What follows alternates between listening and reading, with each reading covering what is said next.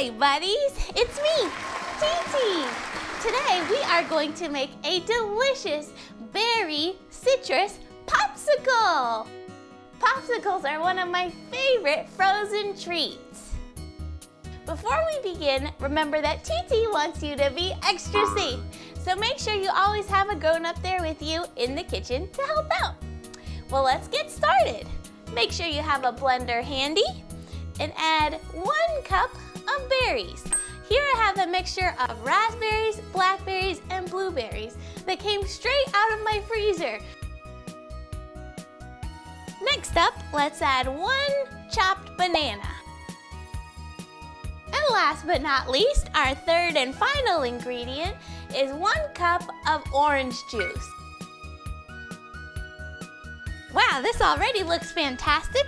Let's put the lid on and blend it up. You want to keep blending until you get a nice smooth consistency, basically like a smoothie that you would drink. Here I have 6 4-ounce popsicles, and go ahead and pour your mixture into the mold.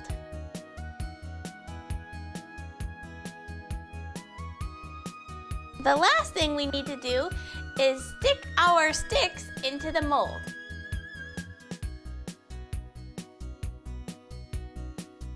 We're all done making these popsicles. The last thing we have to do is leave them in the freezer to solidify, which should take several hours at the very least. So be patient. Well, the berry citrus popsicles are frozen solid, so now it's time to try them and see how they turned out.